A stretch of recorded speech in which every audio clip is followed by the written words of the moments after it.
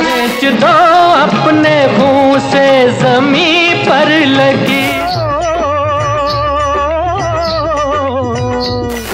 मेरा चना है अपनी मर्जी का, मर्जी का। वतन की आबरू खतरे में है, होशियार हो जाओ।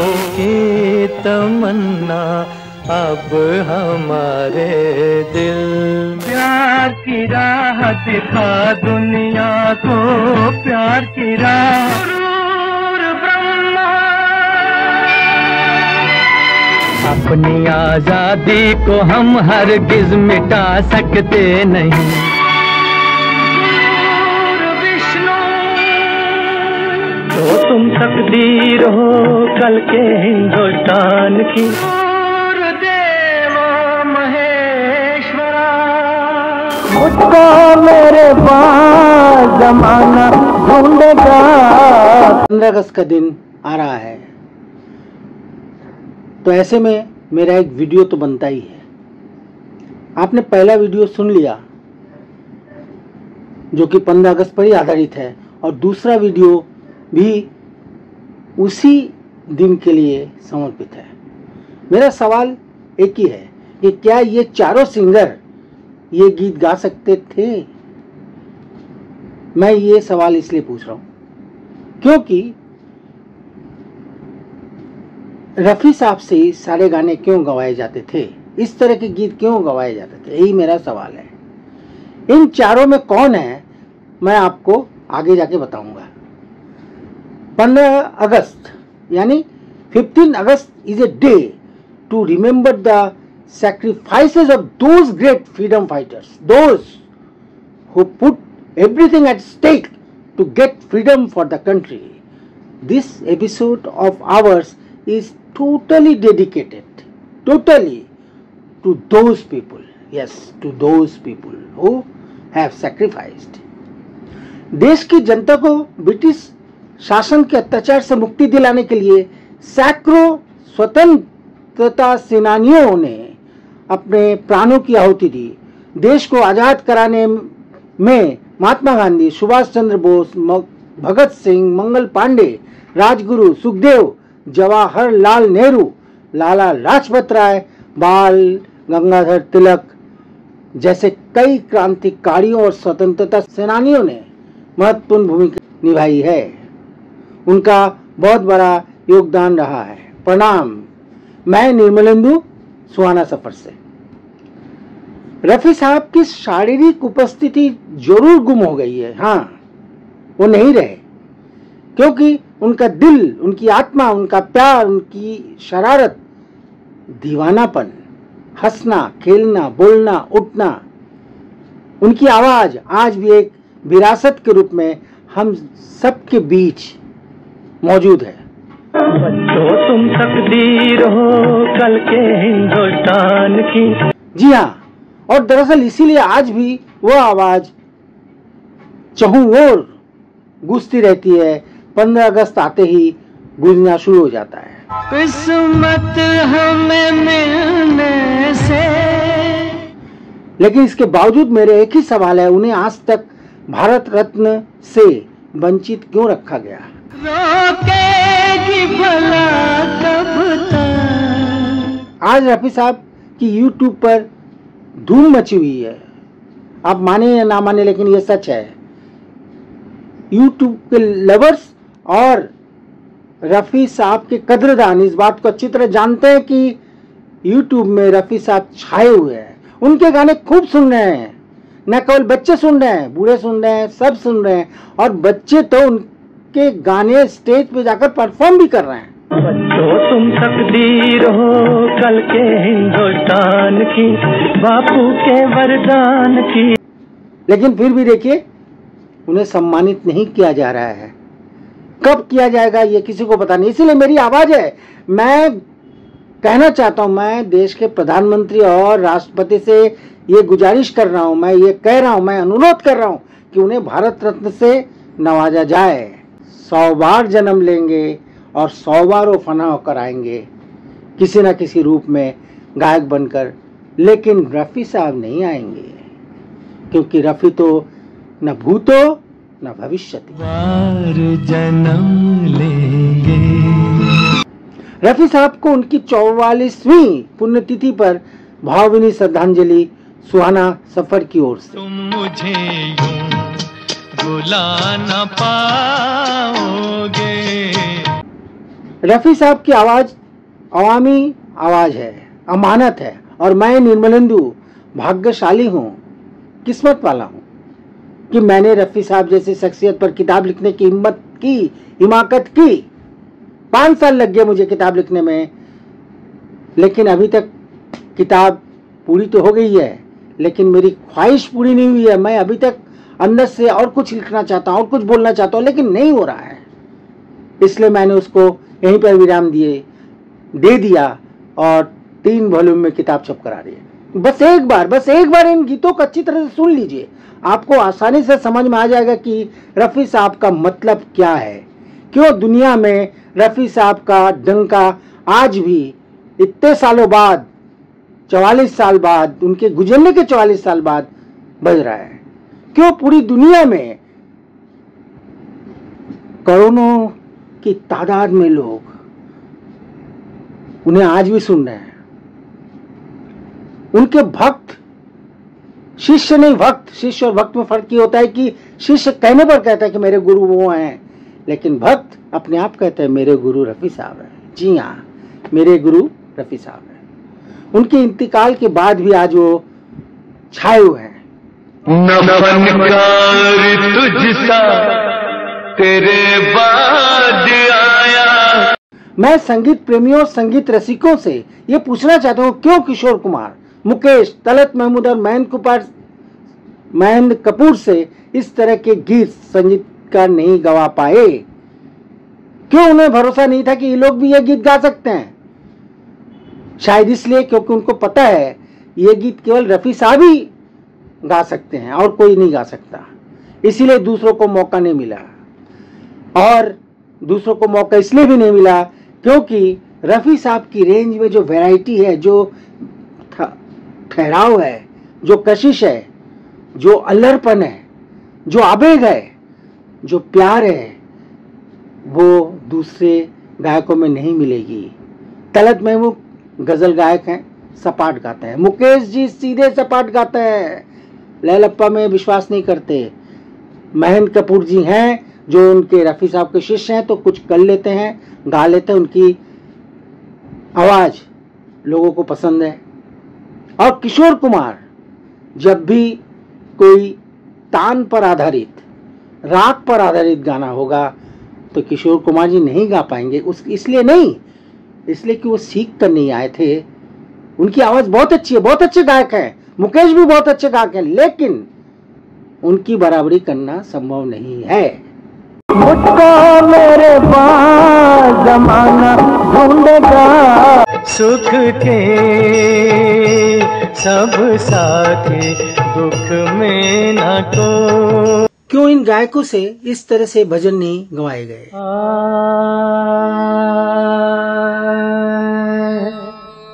क्यों नहीं गवाए गए ये गीत? कहाँ जा रहा है तू ए जाने वाले? तो सवाल यह है कि क्या ये चारों गायक वर्सेटाइल गायक नहीं थे रफी साहब की तरह? अब ये आप ही तय करें कि क्यों नहीं गवाए गए इस तरह के गीत इन चारों गायकों से। अगर आप मानते हैं कि ये चारों गायक भी रफी साहब की तरह वर्सेटाइल गायक थे, तो आप कमेंट बॉक्स में जाकर अपनी बात रख सकते हैं, अपना तर्क दे सकते हैं कमेंट बॉक्स में जाकर। क्या आप लोग मानते हैं कि ये लोग इन गीतों के साथ न्याय कर सकते थे? हाँ या ना में अपना जवाब दें अपने अपने तर्क के साथ। कर चले हम फिदा जानो तन साथियों। फिल्म हकीकत, जो कि 1964 में आई थी, म्यूजिक था मदन मोहन जी का और बोल थे कैफी आजमी के। सवाल यही है कि क्या और कोई यह गीत गा नहीं सकता था? दरअसल ये गीत मात्र देशभक्ति गीत नहीं है, बल्कि यह एक प्रार्थना है, एक अरदास है और एक आत्मसात करने वाला एक गीत है। ऐसा लगता है कि मदन मोहन जी ने इस गीत में अपनी जान डाल दी और कैफी आजमी साहब ने अपने खून से इसके बोल लिखे हैं, और रफी साहब ने इस गाने को अपनी अंतरात्मा से गाया है, अंतरात्मा से गाया है। ऐसे महापुरुषों को मेरा शत शत प्रणाम। धन्य हो गए हम, सुनकर धन्य हो गए। Words fail to express the feeling of truth lovers of nation who sacrifice their life for the sake of the country. खींच दो अपने मुंह से जमीन पर लगी। रफी साहब कह रहे हैं कि इस तरफ आने पाए न रावण कोई। मेरा चना है अपनी मर्जी का भाई। 4.20 मीटर पर रोंगटे खड़े कर देने वाली आवाज मोहम्मद रफी साहब का है। किसी भी एक सिंगर की तारीफ करना मुश्किल है। इस गाने में सभी ने अपने अपने काम के साथ पूरा न्याय किया है, तभी ये गाना इतना सुंदर बन पड़ा है। और इसका बराबर का श्रेय लेखक संतोष आनंद जी और संगीतकार लक्ष्मीकांत प्यारे लाल जी को जाता है। के तमन्ना अब हमारे दिल में। शहीद जो कि 1965 में रिलीज हुई थी, इस फिल्म में अमर शहीद राम प्रसाद बिस्मिल के गीत थे। मनोज कुमार ने इस फिल्म में शहीद भगत सिंह का जीवंत अभिनय किया था। भारतीय स्वतंत्रता संग्राम पर आधारित यह अब तक की सर्वश्रेष्ठ प्रामाणिक फिल्म है।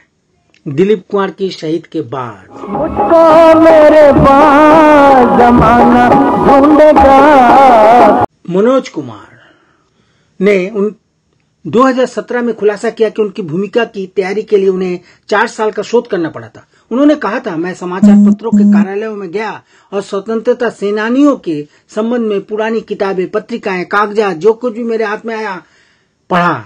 मद्रास में अपनी फिल्मों की शूटिंग पूरी करने के बाद हिंदू लाइब्रेरी जाता था, वहां शूटिंग करता और किताबें पढ़ता। उनके चरित्र को बेहतर ढंग से समझने के लिए मनोज कुमार ने भगत सिंह के वकील और उस समय के कई स्वतंत्रता सेनानियों से भी मुलाकात की। शूटिंग 1963 में शुरू हुई और 1965 में फिल्म रिलीज हुई। 2 साल लग गए। इस गीत के गायक थे 3 लीजेंड्स, मोहम्मद रफी, मन्ना डे और राजेंद्र मेहता।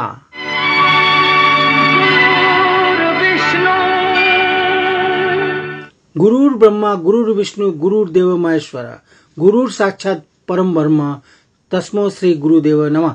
ये हिंदुस्तान की पहचान है।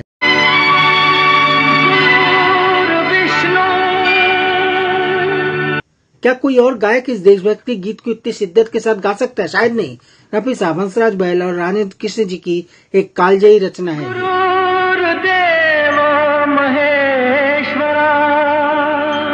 This song is enough to award Bharat Ratna to Mohammed Rafi Sahab, I think.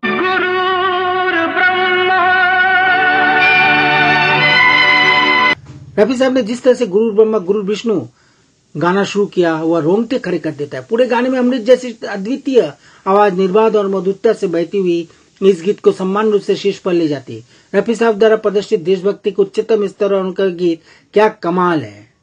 इसी को कहते हैं स्वर सम्राट का मैजिक। ये दुनिया की सबसे खूबसूरत आवाज है, जिसके गाए पैट्रियोटिक सॉन्ग सुनकर दिल में देश प्रेम और जोश भर जाता है।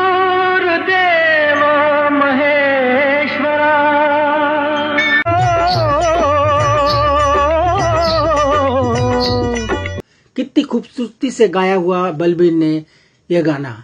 एक लीजेंड। इस गीत को लोग मोहम्मद रफी के नाम से ही याद करते हैं। बलबीर साहब कोई शायद नहीं जानता होगा। देश है वीर जवानों का, अलबेलों का, मस्तानों का, इस देश का। बलबीर साहब को शायद ही कोई जानता होगा। मुझको मेरे पास जमाना ढूंढेगा। There are 195 countries in the world, but I am very, very lucky that I was born in India. Sometimes I feel so proud to be an Indian that I get very emotional and always ask each and everybody to hear, to listen Rafi Sahab. ये देश है वीर जवानों का, अलबेलों का, मस्तानों का, इस देश का। This song will never die. The band masters my village still sing this song in the marriage and people dance. This song always give vibes of 15 August, Independence Day. आजादी को हम हरगिज मिटा सकते नहीं। लीडर जो कि 1964 में रिलीज हुई थी। फिल्म के निर्देशक हैं राम मुखर्जी और निर्माता हैं शशधर मुखर्जी। और लेखक कौन है? दिलीप कुमार जी, उन्होंने लिखी थी। अच्छे अच्छे लोगों के जीवन में जरूर भर देता है यह गीत जज्बा, जोश पैदा कर देता है। ये ही भारत माता के सपूत की पहचान है। सभी लोग, रफी साहब की जोश भरी आवाज दिल में देशभक्ति भर देता है। केवल रफी साहब ही इस गीत को देशभक्ति, वीरता, गौरव और हाँ, सादगी की उस सीमा तक ले जा सकते हैं जितनी हम उनसे उम्मीद करते हैं। रफी साहब द्वारा गाए गए इन गीतों में से कई को हमारे देश के अनमोल रत्न के रूप में माना जाना चाहिए, जिनकी तुलना किसी अन्य मूल्यवान संपत्ति से नहीं की जा सकती। ये सारे गीत ऐसे हैं जिनकी तुलना नहीं हो सकती, क्योंकि ये गीत हमें राष्ट्रीय एकता को बढ़ावा देने में मदद करते हैं। अनुभवी पत्रकार श्री राजू भारतन ने एक बार कहा था, जी हाँ, लिखा था भी, कहा था भी, कि शकील बदायूनी द्वारा लिखित और नौशाद द्वारा रचित और मोहम्मद रफी द्वारा गाया गया ये गीत एक गैर फिल्मी देशभक्ति गीत था, जिसे संगीत निदेशक नौशाद के विशेष अनुरोध पर निर्माता श्री शशिधर मुखर्जी ने इस फिल्म में शामिल किया था।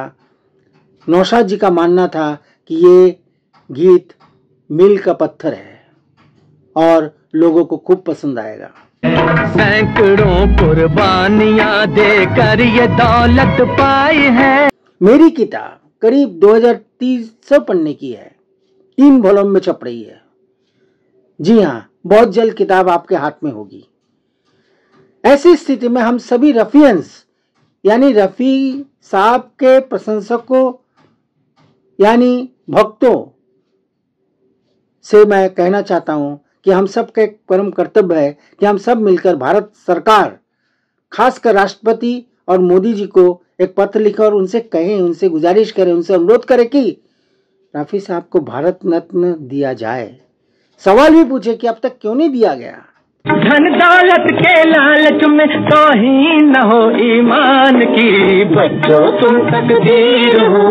ये सवाल आपका भी होना चाहिए कि एक वर्सेटाइल गायक जो कि हर विधा में माहिर है, चाहे भक्ति के गीत हो, चाहे देशभक्ति गीत हो, चाहे प्यार पर आधारित गीत हो या अल्हड़पन आधारित गीत हो, प्रेम गीत हो, विरोह गीत हो, विद्रोह गीत हो, सब में माहिर थे।